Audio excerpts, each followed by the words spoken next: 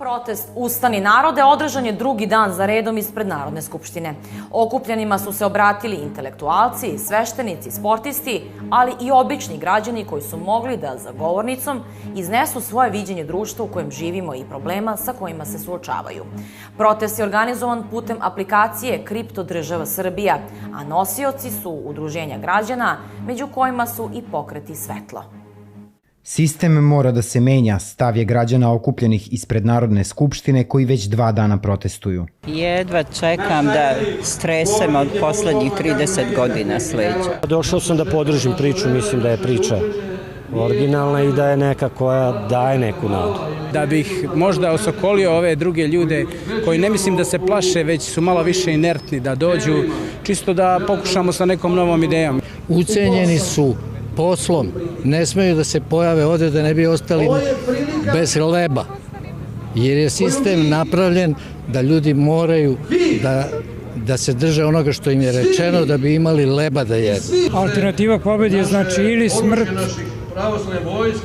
ili ropstvo, ali gore od ropstva, jer to nije ljudsko biće što oni hoće da naprave. Protiv globalizma i duboko korumpiranog sistema u današnjoj Srbiji koji opstaje na zastrašivanju i medijskom mraku, a za neposredno uključivanje pojedinca u društveno-politički proces, zalažu se pokreti Svetlo. Cilj je neposredna demokratija. Cilj je da ljudi ustanu i da shvate da se 21.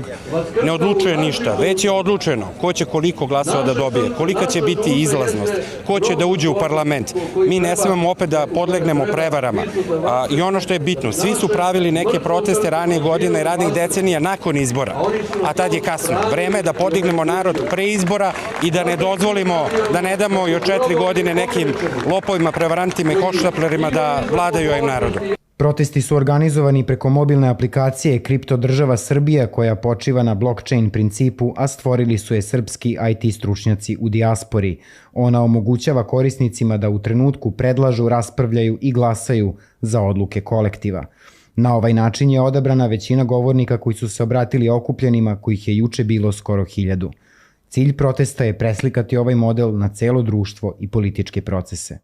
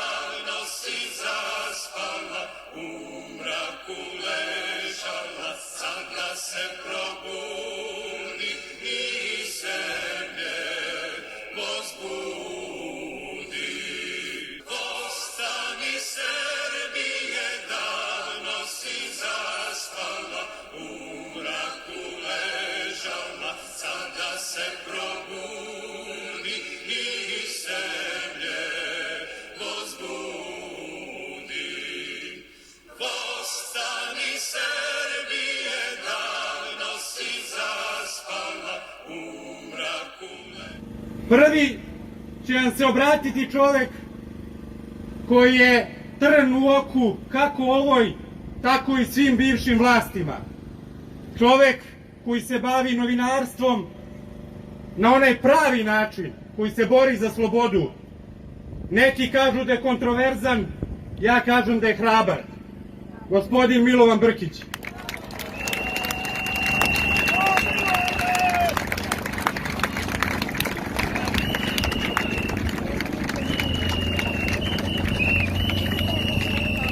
Poštovani prijatelji, pozdravljam vas od srca. Želim da vam se izvinem zbog srpske naravi, oni koji su organizovani ovaj skup u crnu zemlju su saterani.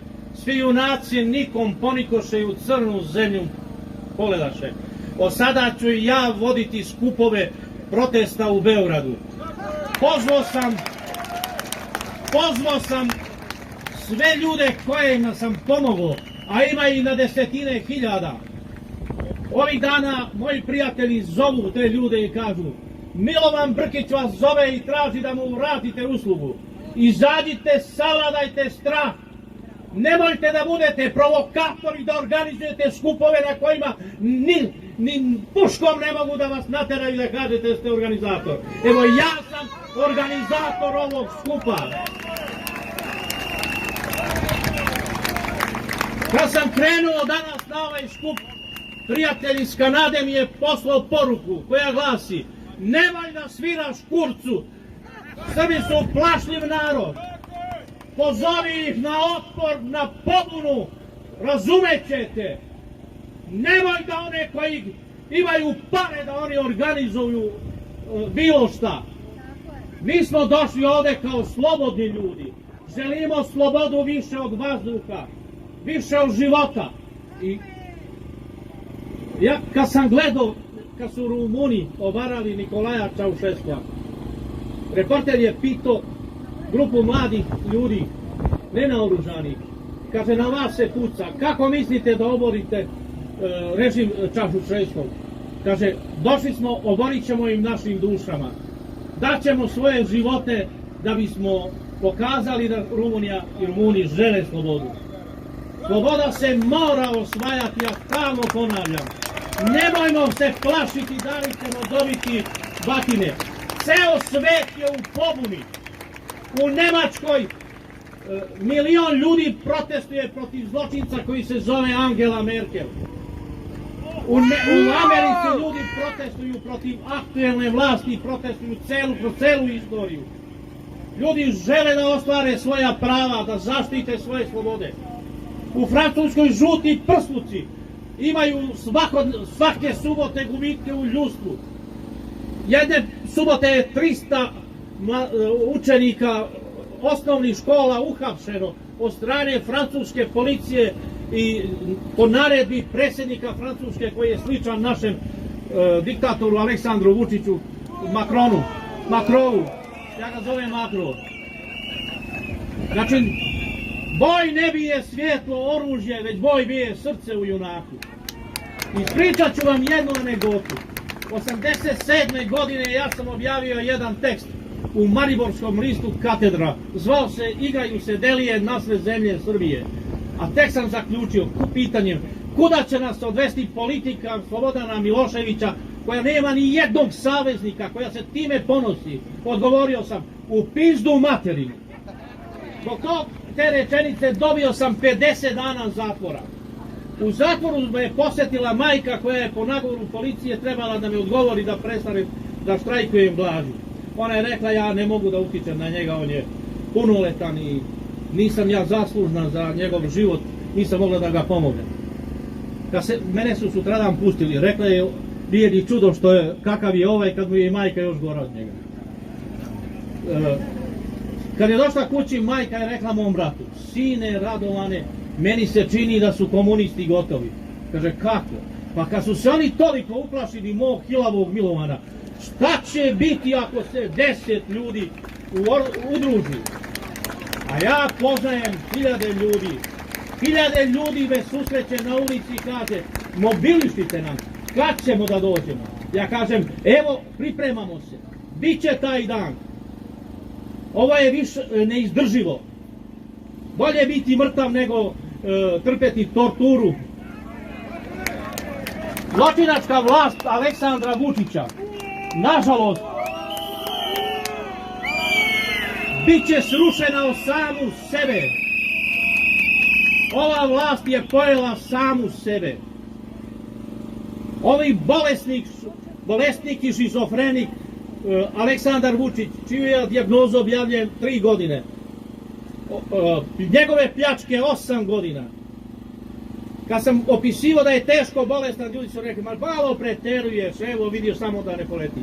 Kad je Vučić priznao da je teško bolestan, da je hronično bolestan i da je sam kriv jer ne uzima lekove.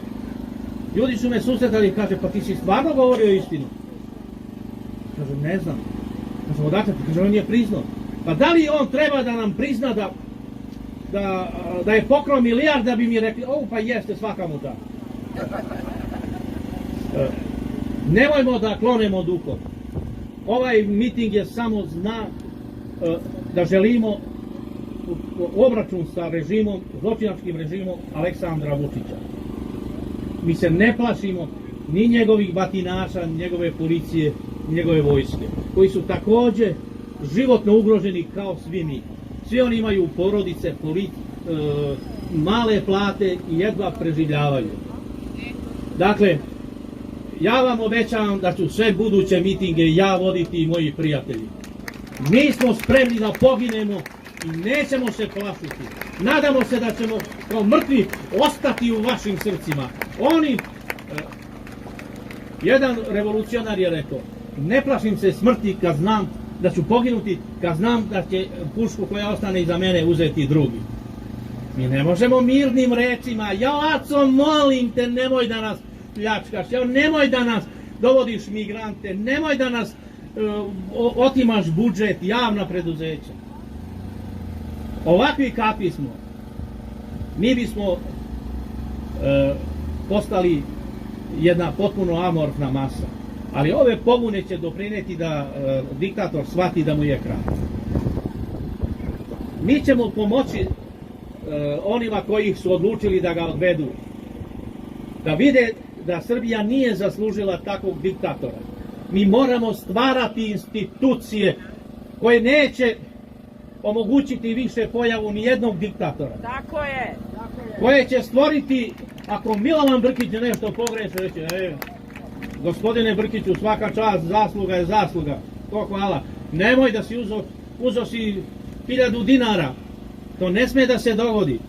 Tužilac će da deluje. Mi svi treba da se plašimo institucija koje će biti jake, koje će garantovati slobodu naša prava. Zato ovaj broj upravo pokazuje da Srbija nije potpuno umrla. Iako je miting zakazan u 12 sati, kad većina ljudi radi i angažovani su kod privatnika koji ne dozvoljavaju izlazak u društvenim preduzećima da su okupirani, verovatno niko nije slučajno neko uradio koji tvrdi da je dobio 20.000 glasova da zakaže miting u petak u 12 sati. Ja vas pozivam da budemo sretni danas, da budemo puna srca. Okupili smo se, pogledali smo jedni drugim u lice, vidjeli smo kako izgleda biti slobodan, slobodno razgovarati, slobodno misliti. Pa da li će neko od nas pasti? Pa neka padne. Pa umrećemo i na ovaj ili onaj način. Sve nas čeka smrt. Daj da umremo kao ponosni ljudi. Kao slobodni ljudi. Bije nas glas da smo plašljivi ljudi. Evo, i meni kaže jedan Englez, klali su Srbe u Jasenovcu i svi su mirno čekali na klanje. Ja sam rekao, ciganke su pružale aktivan otpor, rekao, jeblao majku svoju, ustašku, nemoj da me kolješ, da su svi pružili otpor, logor bi pao za jedan dan. Nemojmo da trpimo jaram. Kad se vratimo, recite svojoj deci koja su se bila u kafiću. Sram te bilo, bitango, mama te izdržala od penzije i od rada, ti sediš i piješ, gluvariš. Hoću da unesem optimizam. Dobro je što smo i u ovolikom broju. Dobro je što se nismo uplašili. Evo u sledeću subotu ja ću zakazati miting na Trgu Slobode. Ne trebaju mi nikakve dozvole. Želja za slobodom je dozvola. Jača od Vučićevih pandura, od Vučićeve pretnje i zabrane. Ta baraba 10 puta vodi kampanju protiv mene preko RTS-a kako hoću da ga ubijem. Kad su me pozvali da pitam šta o tome mislim, da li je to tako. Kažem, za želje se ne kažnjava, gospodine tužioče. Još se ne kažnjava. Nisam rekao da Kada ja sam hrišćanin i ne želim ničiju smrt. Ali Vučić nije čovek, to je gmaz. On je opšta opasnost. Dobro je da tog gmaza demistifikujemo, da pokažemo da smo mi ovde slobodni, da nas ne zanima on. Čovjek koji kaže da je Murat veliki junak, a car Lazar bio pička, to je takav čovjek ne zaslužuje poštovanje. Ja sam se pozvao da treba da pozovemo njegovu decu, ako pobegnu iz inostranstva, da ih privedemo, da ih pitamo, sram vas bilo. Na vašim računima otac je stavio po 200 miliona. Da li ste pitali koliko ljudi je mesecima nije bilo gladno, nije moglo da nahrani svoju decu? Koliko miliona ljudi nije moglo da kupi cipele? 750.000 penzionera je pod prinudnom naplatom javnih izvršitelja koji su dželati Aleksandra Vučića. Svi mi vidimo gde smo, šta smo. Poneko od nas ne može da artikuliše to, da kaže, da definiše šta se to s nama događa. Mi treba da se probudimo. I mi smo se probudili. Ovaj skup ne treba da nas demorališe. Ima nas. Da bismo sad krenuli da ga uhapsimo, da izvršimo građansko hapšenje, možda bi palo nas 5-6 od metaka njegovih pandura, ali bi on bio savladan, zavrnuli bi mu ruke i izveli ga tu i velika poruka bi donela odluku. Imamo opoziciju koja je i vaspitni i biološki proizvod jednog nakaznog režima. Oni su iz istog šinjela, na isti način. Vučić vlada isto kao što je to Slobodan Milošević. On danas nema ni jednog saveznika. Njegov brat je Xi Jinping. Kakav Xi Jinping, njegov brat? Kinezi ne vole nikog, oni su uzeli Srbiju jednu kao eksperiment državu. Mi smo pokusni konjići. Vučić iz Beograda parama koje uzima kao kredit od Kine pokušava da obori američkog predsjednika Trumpa. Kakva idiotarija, kakva isterija. Takva propaganda je protiv predsjednika Trumpa da je to nezamislivo. Te gotovije, te demonstracije, ti jadni crnci, svi su ustali da se bune, sve, nema mu Trumpu spasa. Apsolutno netačno. Apsolutno netačno. Ubistvo američkih crnaca se događa u posljednjih 100 godina. To je unutrašnje pitanje Sjedinjenih Američkih Država koje će oni, verujem, u doglednoj prilici to rešiti i to ne treba da brine Aleksandra Vučića niti da zanima. Prvo, protesti koje su organizovali demokrate i duboka država nemaju vođu, nemaju ciljeve, nisu artikulisani, znači osuđeni su na propad. Rušenje, paljenje tuđe imovine kod Amerikanaca izaziva bes.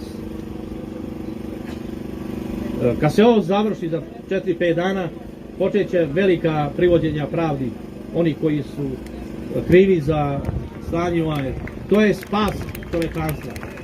Ako pobedi gospodin Trump, pobedit će čovečanstvo. Pobedit će hrišćanstvo. On je obećao Amerikancima da će svima vratiti američki san i da će vratiti hrišćanske vrednosti. Hrišćanstvo ne mrzi druge ljude, ne mrzi druge vere, druge religije, ne poziva na njihovo ubistvo, njihovo satira. Ono poziva na suživot. Zato bilo bi dobro da mi pre nego što Trumpovi apači dođu da pohapse bandu koja je švercovala 75 tona kokaina, koja je sarađivala sa ISIS-om, sa iranskim obaveštajnom službom. Poslednju ideju Vučić crpi, to je Milošević danas, da Kosovo proda tako što je platio Vladimiru Putinu da ga primi 3 dana uoči izbora. To, izvinite, demokratski predsjednik, da je Rusija demokratska država, ne bi mu palo na pamet. Ali eto, on će uzeti pare i pustit će, Srbija ga ne zanima, kao u ostalom ne Rusije. Uzdajmo se u se i u svoje kljuse. Kad je Mihajlo Gorbačov odlučio da otvori koncentracione logore, da oslobodi rusku dušu, da sve pisce rehabilituje dekretom, od Nevednog tome do Solženjicina, grupa intelektualaca zbunjeni koja nije očekivala takvu dekretnu slobodu, pitala nas je, gospodine druže Gorbačov, kako ćemo mi to ostvariti i kada? Ko će to ostvariti? On kaže, ko ako ne mi? I kada ako ne sad? Zato mi ćemo srušiti bitangu Aleksandra Vučića. Da se on nas ne plaši, on bi dozvolio, ma gospodo, ma samo govorite, to je vaše pravo. Predsjednik Trump je rekao, u molitvama sam sa demonstrantima koji na miran način iskazuju svoju protest protiv ove vlade. To je njihovo ustavno pravo da se bore za svoje mišljenje, za svoju slobodu. Ja samo moram da izvedem vojsku zbog onih koji pale zgrade, automobile, institucije. To se ne može reći da je to legitimno pravo građana. Mi nećemo paliti bolnice, ustanove, ništa. Mi ćemo ih srušiti ne Gandijevski, ako treba. Imamo mi oko i Sokolovo. Hvala vam što ste došli i kad sednemo sa sobom, pozovimo druge, idemo. Hvala vam.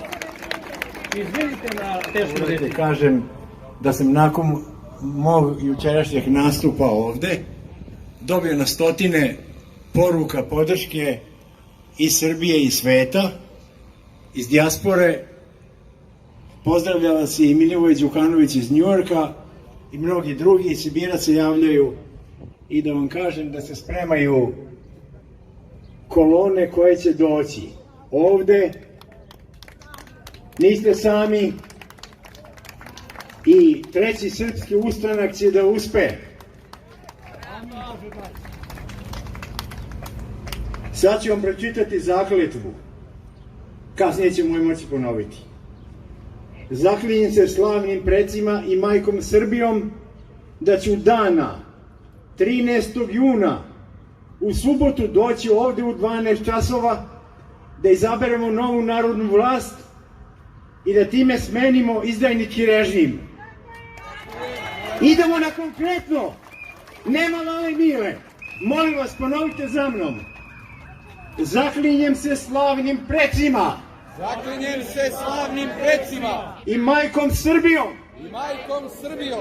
Da ću dana 13. juna. Da ću dana 13. juna.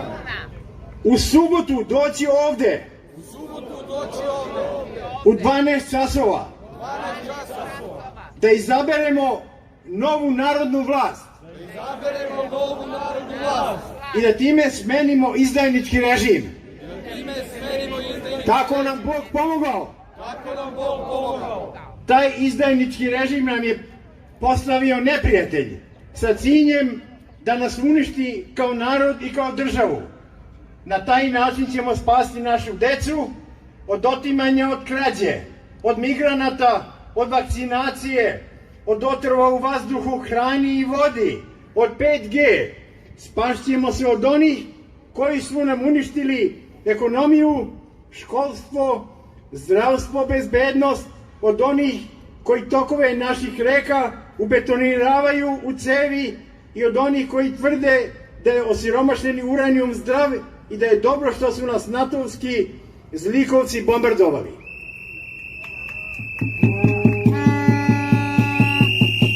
Dana 13. juna u subotu u 12 časova ćemo se osloboditi ropstva i kolonijalne počinjenosti. Nova privremena vlast koju ćemo izabrati tog dana će organizovati poštene izbore i uspostavit će slobodu i socijalnu pravdu. Uvećat će se prihodi građana. Naše nacionalno bogatstvo će biti u službi građana. Pohapsit ćemo bandite i omogućiti porodicama sa puno dece da tu decu podižu novcem iz budžeta. I imat ćemo pomoć bratske Rusije i bit ćemo najjača vojna sila u regionu. Čuli ste kad treba da dođete i dajte aktivan doprinos oslobođenju od okupatora. Molim vas, širite ovom mrežom, jer to je dan kad ćemo pobediti. Hvala vam puno. U toku je zadnja faza. To je sukob između globalista i suverenista. Globalisti, to je jedna amorfna kategorija. Vi ne možete, teško je shvatiti koliko je taj, nazvaćemo ga pokretom, uzeo maha, koliko je to ušlo u sve pore društva. Ne jedne države, ne samo Sjedinjenih Američkih Država, nego celog sveta. Oni su pustili pipke svuda, praktično u svim državama na svetu ih ima. Zato je ta akcija protiv njih sinhronizovana i dešava se na mnogo mesta na planeti. Srce tog problema je ipak u Vašingtonu. Tamo je globalistička elita i tamo su poluge, tamo su aparati upravljanja, CIA i ostale agencije koje su zloupotrebljene od strane globalista. One su čak, pazite, ideja globalizma je mnogo starija od CIA. Ideja globalizma je jako stara u stvari, samo je dobila različite oblike kroz različite istorijske periode. Međutim, sad kulminira. I mi smo došli u fazu da se taj neki suverenistički pokret, ljudi koji razmišljaju na taj način, su se pre par godina organizovali, pripreme za to traju jako dugo, i dogovorili su se, podelili su zadatke šta ko na svetu treba da uradi da bi se taj globalistički pokret konačno i jednom za svagda uništio. Napravljeni su ratni planovi, kažem ratni zato što to bukvalno jeste rat i zato što u realizaciji mnogo faza u toj priči učestvuju armije zemalja koje su zainteresovane da se globalistički pokret jedno za svagda skrši. U tom smislu, dobar deo tereta preuzela je na sebe američka vojska. Taj deo je jako interesantan za naš deo, za Evropu, za Aziju, za Ameriku, zato što je prvo tu jako puno globalista i drugo zato što je američka vojska ta koja može da da fizički potporu rešavanju tog pitanja u, recimo, evropskim zemljama. Ne možete očekivati da će ruska vojska da hapsi globaliste u Francuskoj i Nemačkoj. To nije realno. Ali američka vojska uz pomoć francuskih suverenista i nemačkih suverenista može da hapsi francuske i nemačke globaliste ako to u svojim državama ne mogu da završe taj posao snage bezbednosti tih država. Sad, taj scenario ima više modela. Jedan od tih modela predviđa i nešto što su oni nazvali mrak od 3 dana. Mrak od 3 dana je moguća faza u realizaciji tog projekta kada će u roku od 3 dana biti pogašene sve društvene mreže na planeti, internet će stati, svi oblici komunikacije će stati, da bi se u roku od ta 3 dana uhapsili lideri, dakle, kreatori, ključni ljudi u tom globalističkom pokretu. Ove niže instance su već izolovane. Vi ne možete da pretpostavite koliko vrlo značajnih ljudi, uticajnih ljudi iz sfere globalizma se već nalaze u kućnim pritvorima sa nanogicama i pod oružanom stražom. Vi se sećate kada je SNS formiran i kada je Aleksandar Vučić preuzeo vlast u zemlji, on je tu vlast preuzeo tada na krilima potpuno drugačije retorike. Vi ne možete da prenebregnete da je za tom idejom koju on tada pričao, koju on pripadao, barem je to tako izgledalo u javnom, onima koji su znali su suštinu priče. Međutim, za tom idejom tada je to bila svetla ideja. On je propagirao nešto za čim je krenuo ceo narod. U krajnjoj liniji gro naroda je glasalo u tom periodu za njega samo zato da bi bili protiv žutih. A ne shvatajući da su i oni i žuti deo isto kazana. Isto kazano, baš tako. Sad, u međuvremenu on je pokazao svoje pravo lice i počeo da izvršava one zadatke zbog kojih je u stvari i doveden na vlast. Zato se on pojavljao kao, izvucite zaključak sami, njegov glavni savjetnik Tony Blair. On se pojavljuje kao čovek koji finansira kampanju Hillary Clinton. On je živeo za to da sedne pored muža Billa Clintona i da ga ovaj pomazi po glavici i da mu kaže kako je on divan dečko. Gerhard Schröder, i naravno neizbježni junior i senior Soros. Zašto je taj rat protiv duboke države tako težak, to je globalan i opasan po sve nas? I mislim, šta možemo očekivati svega toga na kraju? Kakav ishod vi očekujete? Pa nema, ja ne očekujem ishod, ja živim za ishod. Dakle, mene mnogo drugara mojih pita, dobro, šta će biti, šta će biti. Pa ništa, ako budete sedeli kući i igrali ste s daljinskim, neće biti ništa. Za vas neće biti ništa. Ako budete želi da nešto promenite, da u nečem učestvujete, pa vi učestvujete. Radite po savesti. Prevaziđite strahove. Oni žive od pandemije straha, ne od pandemije korone. Oni su utkali strah u sve nas. Sa idejom da nas putaju, da nas spreče da govorimo, da nas spreče da kažemo ono što mislimo. To je njihova ideologija, to je njihovo oružje. I zato verujem, čvrsto verujem, da će se taj rat završiti u korist suverenista. Ali su prisutni u Beogradu, u neverovatnoj meri. Vidite, kad pogledate spiskove, koji još ne možemo da objavimo, ko su sve ljudi koji su na ovim našim balkanskim prostorima bili deo tih organizacija i struktura, vi biste se zaprepastili. Svi će biti i svi jesu pušteni iz voda. Potrošili su te. Doviđenja.